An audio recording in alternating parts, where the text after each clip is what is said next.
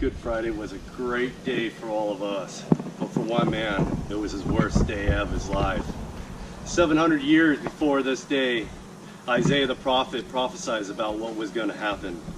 In Isaiah 53 it says, "We all have wandered away like sheep.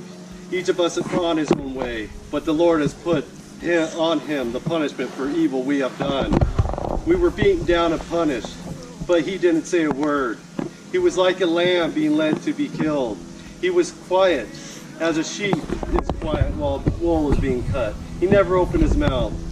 Men took him away roughly and unfairly. He died without children to continue his family. He was put to death. He was punished for the sins of my people. He was buried with wicked men and died with the rich. He had done nothing wrong. He had never lied. But the Lord who decided to crush him and make him suffer. The Lord made his life a penalty offering, but he will still see his descendants and live a long life. He will complete the things the Lord wants him to do. After his soul suffers many things, he will see life and be satisfied. My good servant will make many people right with God. He will carry away their sins.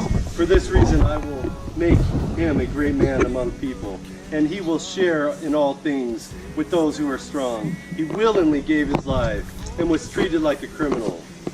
But he carried away the sins of many and asked forgiveness for those who sin." On Thursday night before that Good Friday, Jesus was up in the garden praying. He prayed so hard he sweated blood.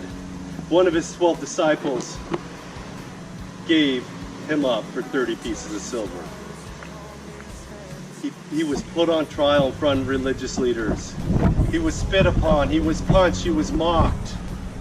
And that morning, that Friday morning, he was whipped. He was whipped 39 times, because back then if you were at 40, you died.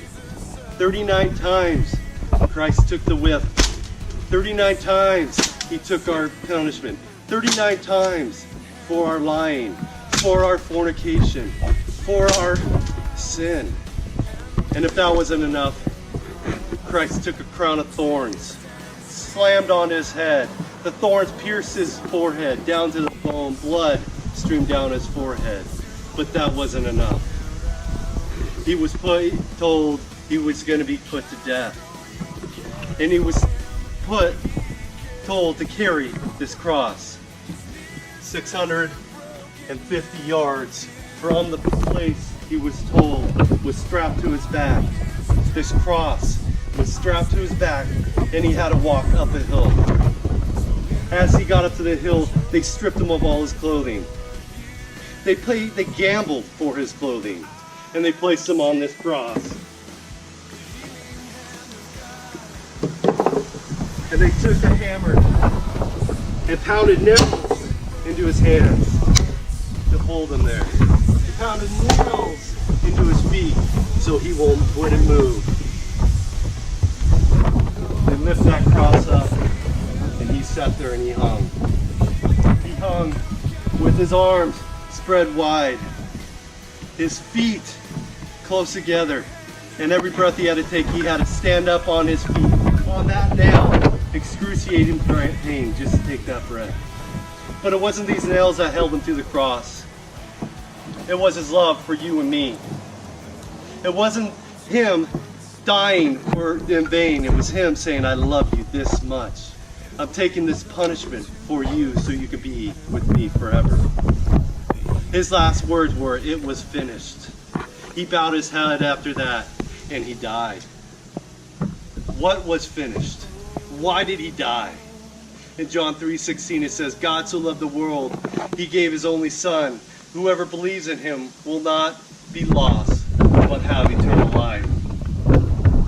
Friends, whatever you've done, whatever you think is unforgivable, this cross that Jesus hung and died on was for you and me. Our sins are forgiven, and all we have to do is believe in him. So if you want to make that decision and you want to believe in him today, say this prayer with me. Say, "Jesus, thank you for dying on that cross. Thank you for taking my punishment. Thank you for washing me clean. I believe in you. I believe you died for my sins.